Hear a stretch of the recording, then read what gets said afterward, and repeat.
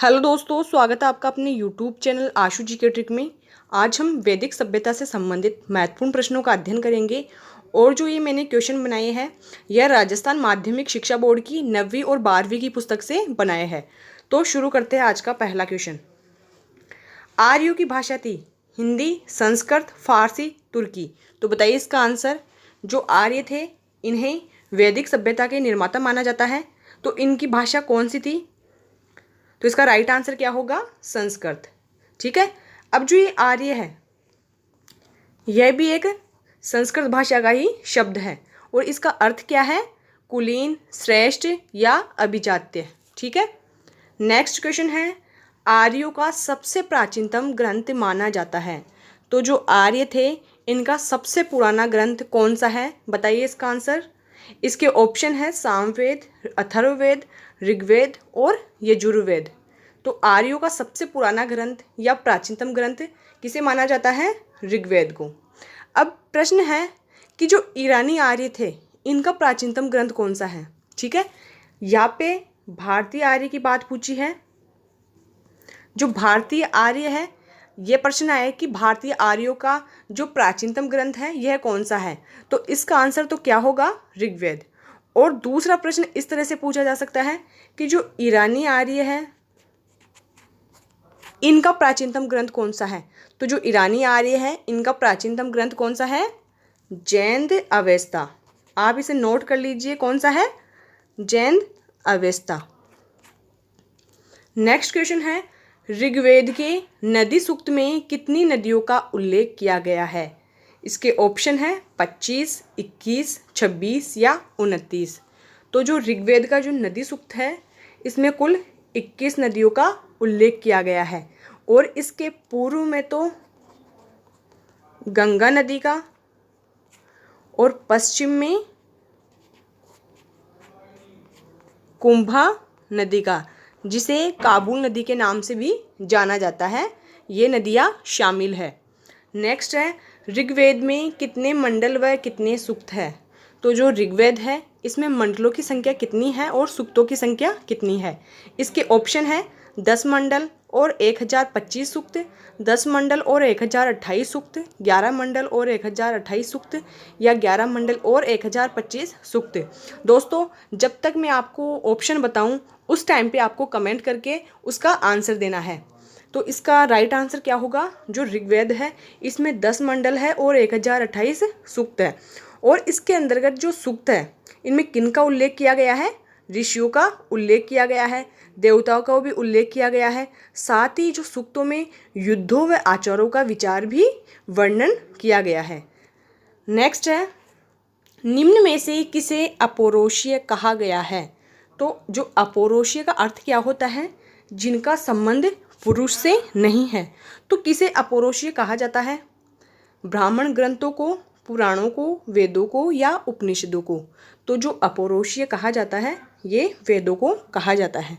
साथ ही जो वेद है इन्हें श्रुति के नाम से भी जाना जाता है। अब ये अपौरुषीय क्या है? क्योंकि जो वेद है इनमें सृष्टि के जो नियम है उनका उल्लेख किया गया है, जिन्हें मानव के द्वारा बदला नहीं जा सकता या इनका किसी भी पुरुष से कोई संबंध नहीं है। इस कारण इन्हें अपौरुषीय कहा जाता है।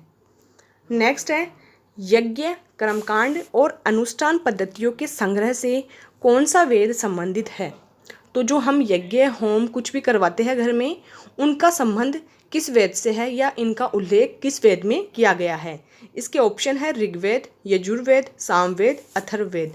तो जो यज्ञ, कर्मकांड और अनुष्ठान पद्धतियाँ हैं इनका उल्लेख यजुर्वेद में किया गया है। अब आप इसको कैसे याद कर सकते हो? तो जो यज्ञ है इसमें यह आ रहा है और जो यजुर्वेद है इसमें भी ये आ रहा है। तो इस प्रकार आप इनको याद कर सकते हो कि जो यज्ञ से संबंधित जितनी भी बातें हैं उनका उल्लेख किस में किया गया है? यजुर्वेद में। ठीक है, ये से ये याद रख सकते हो। अब जो सामवेद है इसमें किनका उल्लेख किया गया है? काव्यात्मक। जो सामवेद है इसमें काव्यात्मक ऋचाओं का उल्लेख किया गया है। नेक्स्ट है, अथर्ववेद में कितने मंडल व कितने सूक्त है? 20 मंडल और 731 सूक्त, 21 मंडल और 732 सूक्त, 22 मंडल और 731 सूक्त या 20 मंडल और 732 सूक्त। तो जो जो अथर्ववेद है यह वेदों का चौथा प्रकार है। ठीक है, पहला ऋग्वेद, दूसरा सामवेद, तीसरा यजुर्वेद और चौथा अथर्ववेद। तो जो अथर्ववेद है इसमें मंडल तो 20 है और जो सूक्त है इनकी संख्या 731 है। अब प्रश्न इस तरह से भी पूछा जा सकता है कि जो अथर्ववेद है इसमें मंडलों और सूक्तों की रचना किसने की? तो इनकी रचना किसने की थी? अथर्व ऋषि ने। और इसे आप कैसे याद कर सकते हैं? जो अथर्ववेद है इसमें भी अथर्व आ रहा है और जो अथर्व ऋषि है इसमें भी अथर्व आ रहा है, तो इसे आप इस तरह से याद रख सकते हैं। नेक्स्ट क्वेश्चन है, सभा व समिति को प्रजापति की 2 पुत्रियां किस वेद में बताया गया है? ऋग्वेद में, सामवेद में, यजुर्वेद में, अथर्ववेद में। तो जो सभा व समिति है इसको प्रजापति की 2 पुत्रियां या 2 युक्तियां किस वेद में बताया गया है? अथर्ववेद में। अब ये सभा और समिति क्या है? इनका जो उद्देश्य था वैदिक काल में राजा पर नियंत्रण स्थापित करना था और इनका कार्य क्या था? प्रमुख राजा पर नियंत्रण करना। अब मैं आपको अच्छी तरह से समझाती हूँ कि ये जो सभा समिति है ये क्या है। तो वैदिक काल में जो राजा था इनके सहयोग के लिए कुछ संस्थाएं होती थी। ठीक है, अब जो ये संस्थाएं थी इसमें जो पहली संस्था बताती हूँ आपको, तो पहली संस्था मानी जाती है विदत। अब ये विदत संस्था क्या थी? यह आर्यों की सबसे प्राचीन या जनसभा थी, जो कि इसका कार्य क्या था? सामाजिक, आर्थिक एवं धार्मिक अनुष्ठानों का संपन्न कराना। और इसमें जो महिला है वह भी हिस्सा लेती थी। और विदत संस्था का जो संबंध था यह ज्ञान एवं विद्या से माना जाता है। दूसरा प्रश्न इस तरह से पूछा जा सकता है कि जो विदत संस्था है इसका ऋग्वेद में कितनी बार उल्लेख किया गया है? तो इसका उल्लेख किया गया है 122 बार। ठीक है, और जो ये विदत संस्था है इसी से सभा व समिति की भी उत्पत्ति मानी जाती है। ठीक है, पहली हो गई विदत।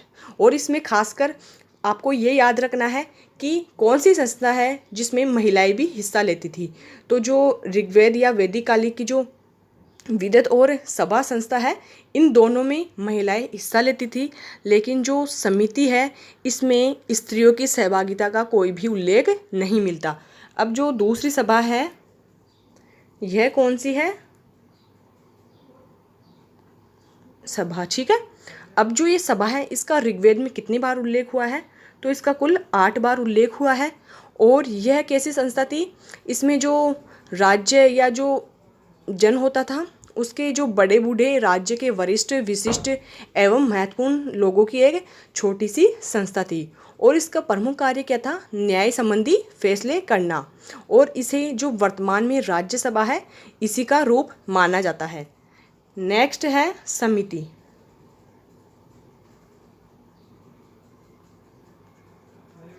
अभी समिति क्या थी? ये एक राजनीतिक संस्था थी और इसमें सामान्य लोगों की जनसभा होती थी जिसमें जो जन के सभी सदस्य सम्मिलित होते थे। और महत्वपूर्ण बात क्या है कि इसके अंतर्गत स्त्रियों की सहभागिता नहीं थी। तो जो प्रश्न पूछा जा सकता है कि निम्न में से कौन सी संस्था में स्त्रियों की सहभागिता नहीं थी? ऑप्शन है विदत, सभा, समिति, इनमें से कोई नहीं। तो कौन सी संस्था है जिनमें महिलाओं की सहभागिता नहीं थी? तो इसका आंसर क्या होगा? समिति। नेक्स्ट है वैशाख नख ग्रह सूत्र में कितने संस्कारों का उल्लेख किया गया है? 16, 18, 20, 40। तो जो वैशाख नख ग्रह सूत्र है इसमें कुल 18 संस्कारों का उल्लेख किया गया है। अब अन्य ग्रह कौन कौन से हैं या ग्रह सूत्र कौन कौन से हैं जिनमें जो संस्कार है इनका उल्लेख किया गया है? तो जो गौतम ग्रह सूत्र है, गौतम ग्रह सूत्र, इसमें कितने संस्कार बताए गए हैं? कुल 40। ठीक है, दूसरा है पाराशर बौधायन,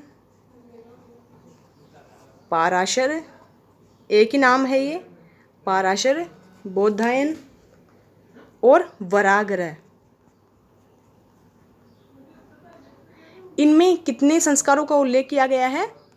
13। ठीक है, तो जो पाराशर बौधायन और वराग्रह सूत्र है इनमें 13 संस्कारों का उल्लेख किया गया है। जो गौतम ग्रह सूत्र है इसमें 40 संस्कारों का उल्लेख किया गया है। नेक्स्ट है, वर्तमान समय में कितने संस्कारों को प्रमुख माना जाता है? तो यहाँ पे वर्तमान समय की बात पूछी जा रही है। तो वर्तमान में हम जो मानव है इन्होंने कितने संस्कारों का प्रमुख माना जाता है, या इन्होंने कितने संस्कारों का उल्लेख किया है? 16, 18, 40 या 36? तो वर्तमान समय में कुल 16 संस्कारों को महत्वपूर्ण माना जाता है। अब ये 16 संस्कार कौन कौन से हैं मैं एक बार फटाफट आपको बताती हूँ। पहला है गर्भधान, दूसरा पुंसवन, तीसरा सीमांतोन्नयन। इन तीनों जो संस्कार है इनका संबंध किससे है? जन्म से पूर्व। प्रश्न पूछा जा सकता है कि कितने संस्कारों का उल्लेख जन्म के पूर्व से संबंधित किया गया है? तो जन्म से पूर्व जब गर्भाधान अवस्था होती है इसमें 3 संस्कारों का महत्वपूर्ण माना जाता है। अब ये 3 संस्कार कौन कौन से हैं? गर्भाधान, पुंसवन और सीमांतोन्नयन। अब चौथा संस्कार है जातकर्म, 5वां नामकरण, 6वां निष्क्रमण, 7वां अन्नप्राशन, 8वां चूड़ाकर्म, 9वां कर्णभेद, विद्यारंभ, उपनयन, वेदारंभ, केशांत, समावर्तन, विवाह, और जो सबसे अंतिम जो संस्कार है वह कौन सा है? अंत्येष्टि। नेक्स्ट है आर्यों का जो मूल स्थान है वह मध्य एशिया किसने बताया है? बताइए इसका आंसर। जो आर्यों का मूल स्थान है मध्य एशिया किसने माना है? सबसे पहली बात कि जो आर्यों का मूल स्थान है इसके बारे में सभी विद्वानों में मतभेद है। सभी विद्वानों ने अपने अपने मत के अनुसार इनका जो मूल स्थान है वह अलग अलग बताया है। लेकिन यहाँ पे बात पूछी है कि जो मध्य एशिया है यह किसने बताया है? इसके ऑप्शन है मैक्स मूलर ने, दयानंद सरस्वती ने, बाल गंगाधर तिलक ने, उपरोक्त सभी।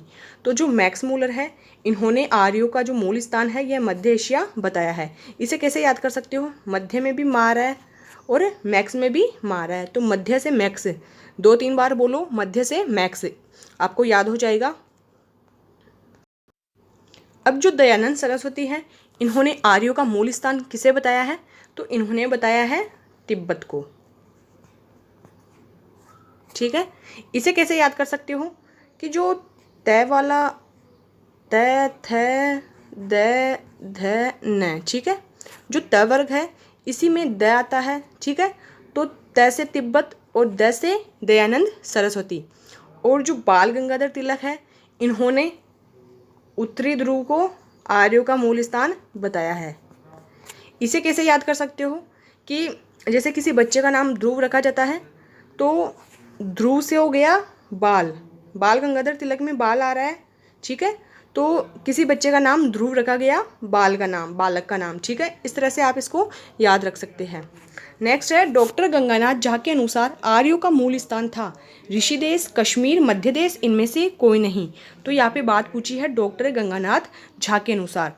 और जो गंगा है हम इन्हें माता कहते हैं क्योंकि जो गंगा नदी है इनको भी हम गंगा माँ के नाम से पुकारते हैं।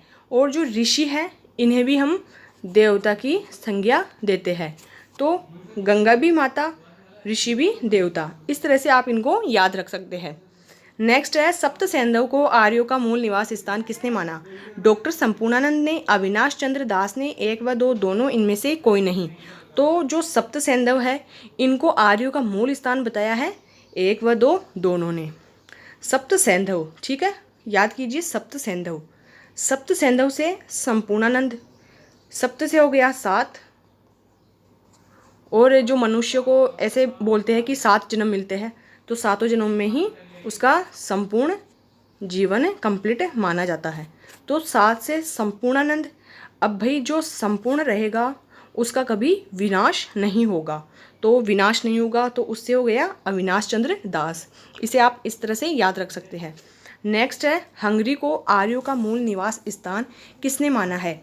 गाइल्स महोदय ने, डॉक्टर पेंथा ने, नेहरिंग ने, या उक्त सभी।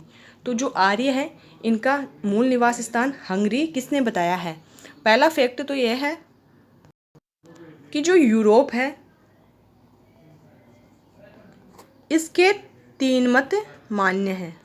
अब ये तीन मत कौन कौन से हैं? पहला, जो हंगरी है इसको मूल निवास स्थान माना है किसने? गाइल्स महोदय ने। ठीक है। दूसरा है, तो दूसरा कौन सा है? जर्मनी, और जर्मनी को मूल निवास स्थान माना है डॉक्टर पेंथा या पेंका ने। तीसरा है दक्षिणी रूस, दक्षिणी रूस किसने माना है? नेहरिंग ने। ठीक है। तो जो गाइल्स महोदय है इन्होंने हंगरी को माना है, डॉक्टर पेंथा है इन्होंने जर्मनी को माना है, और जो नेहरिंग है इन्होंने दक्षिणी रूस को माना है। और ये सब किसके प्रकार है? जो यूरोप है इनके तीन मत प्रचलित है। ठीक है। नेक्स्ट है आर्यों के मूल निवास के बारे में सबसे मान्य मत कौन सा है? तो जो आर्यों का मूल निवास स्थान है इसके बारे में सभी विद्वानों का मतभेद है, लेकिन यहाँ पे बात पूछिए सबसे मान्य मत कौन सा है, सर्वमान्य मत कौन सा है? इसके ऑप्शन है मध्य एशिया, यूरोप, तिब्बत या भारत। तो जो सबसे सर्वमान्य मत है यह है मध्य एशिया, और मध्य एशिया किसने बताया है? मैक्स मूलर ने। मैक्स से मध्य, और जो मैक्स मूलर है यह कहाँ के रहने वाले थे? जर्मनी के।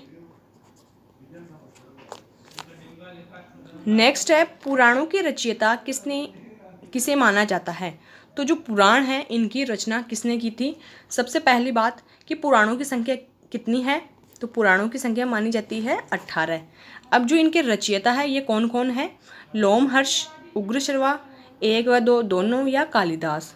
तो जो पुराणों की रचना किसने की थी? लोमहर्ष और उग्रश्रवा दोनों ने ही की थी। तो इस प्रकार इसका राइट आंसर होगा एक व दो दोनों। नेक्स्ट है पुराणों के अलावा उपपुराण कितने माने जाते हैं? तो अभी हमने देखा कि जो पुराण है इनकी संख्या कितनी है? 18। लेकिन यहाँ पे प्रश्न इस प्रकार से पूछा जा रहा है कि पुराणों के अलावा जो उपपुराण है इनकी संख्या कितनी है? तो इनकी संख्या कितनी है? कुल 29। नेक्स्ट है वैदिक काल में कई ग्रामों से मिलकर क्या बनता था? तो जो वैदिक काल है इसमें जो परिवार होते थे उनसे मिलकर तो ग्राम बनता था, और लेकिन ग्राम से मिलकर क्या बनता था? जन, राज्य, परिषद या इनमें से कोई नहीं। तो जो वैदिक काल था इसमें कई ग्रामों से मिलकर जन बनता था। नेक्स्ट है जन के नेता को क्या कहा जाता था? गोप, सेवक, प्रतिनिधि, उक्त सभी। तो जन ग्रामों से मिलकर बनता था, तो इसके जो नेता होता था इसे किस नाम से पुकारा जाता था? तो इसका राइट आंसर होगा गोप। इसे रक्षक भी कहा जाता था और राजन भी कहा जाता था, और इनका जो निर्वाचन है या इनको जो चुनते थे वो जनसभा ही चुनती थी। नेक्स्ट है वैदिक काल की प्रमुख विदुषी महिलाएं थी। तो जब बात विदुषी महिला की आ जाए तो साफ जाहिर सी बात है कि जो वैदिक काल था इसमें महिलाओं का उच्च स्थान था, उन्हें भी शिक्षा प्रदान की जाती थी। तो यहाँ पे ऑप्शन है इसके गार्गी, मैत्रेय, गंधर्व, ग्रहिता या उक्त सभी। तो जो वैदिक काल की विदुषी महिलाएं हैं यह उक्त सभी मानी जाती है। नेक्स्ट है वैदिक संस्कृति को दो भागों में किसने बांटा है? तो जो वैदिक संस्कृति है इसको दो भागों में बांटा है। कौन कौन से भाग? ऋग्वेद और उत्तर वैदिक काल। ऋग्वेदिक काल और उत्तर वैदिक काल। ठीक है। अब जो ऋग्वेदिक काल है इसका समय 1500 ईसा पूर्व से 1000 ईसा पूर्व बताया जाता है, और जो उत्तर वैदिक काल है इसका समय 1000 से 600 ईसा पूर्व बताया है। लेकिन यहाँ पे प्रश्न पूछा जा रहा है कि जो वैदिक संस्कृति है इसको दो भागों में किसने बांटा है? तो इसके ऑप्शन है मैक्स मूलर ने, अरस्तु ने, विंटर नितिज ने, दयानंद सरस्वती ने। तो वैदिक संस्कृति को दो भागों में बांटा है विंटर नितिज ने। ये देखिए वैदिक में भी वार है और विंटर नितिज में भी वार है। आप कभी भी कुछ भी याद करें तो उनको शब्दों को रिलेट ऐसे जोड़ा करो जिससे आपको आसानी से याद हो जाए। तो वैदिक से विंटर निज। नेक्स्ट है वैदिक काल के पालतू पशु थे गाय, घोड़ा, हाथी, उक्त सभी। तो इसका राइट आंसर क्या होगा? उक्त सभी। जो गाय, घोड़ा, हाथी है ये सभी वैदिक काल के महत्वपूर्ण पशु थे। इनके अलावा कौन कौन से पशु हैं जो भी पाला जाते थे? तो इनके अलावा जो भैंस है, हिरण, भेड़, बकरी, गधा आदि को भी पाला जाता था। नेक्स्ट है, वैदिक काल में निम्न में से किस देवता की पूजा की जाती थी? उषा, सूर्य, वरुण, उक्त सभी। तो जो वैदिक काल है इसमें उक्त सभी देवताओं की पूजा की जाती थी। इनके अलावा कौन कौन से देवता है? इंद्र, सूर्य, अग्नि, वायु आदि देवताओं की भी पूजा की जाती थी। और जो वैदिक काल के लोग थे वह प्रार्थना, स्तुति व यज्ञों के द्वारा देवताओं को प्रसन्न करते थे। और जो इनका धार्मिक जीवन है यह बहुत ही सरल और आडंबर रहित था। नेक्स्ट है, वैदिक काल में मूल्य की इकाई किसे माना जाता था? भैंस, गाय, घोड़ा व बैल। तो जो वैदिक काल की जो मूल्य की इकाई है, मूल्य की इकाई से क्या तात्पर्य है कि जो आयात निर्यात होता था वह किसके माध्यम से होता था? गाय के माध्यम से। जैसे हम कुछ सामान खरीदते हैं प्रेजेंट में तो क्या देते हैं? पैसे। उस जो वैदिक काल था उस समय में सामान के बदले क्या दिया जाता था? गाय। और जिस कारण से इसे मूल्य की इकाई कहा जाता है। अब इसका लास्ट क्वेश्चन है, ऋग्वेद में भीषक के नाम से किसका उल्लेख मिलता है? लोहार का, भगवान का, चिकित्सक का या उक्त सभी। तो जो ऋग्वेद है इसमें भीषक का उल्लेख दिया गया है और भीषक को क्या बताया गया है? चिकित्सक। ठीक है। अब ये आपके लिए प्रश्न है, इसका उत्तर आपको कमेंट में देना है। किस वेद से हमें निष्क नामक सोने के संकेत मिले हैं? तो दोस्तों अगर आपको हमारा वीडियो अच्छा लगा हो तो आप हमारे वीडियो को लाइक, शेयर और सब्सक्राइब जरूर कीजिएगा। धन्यवाद दोस्तों।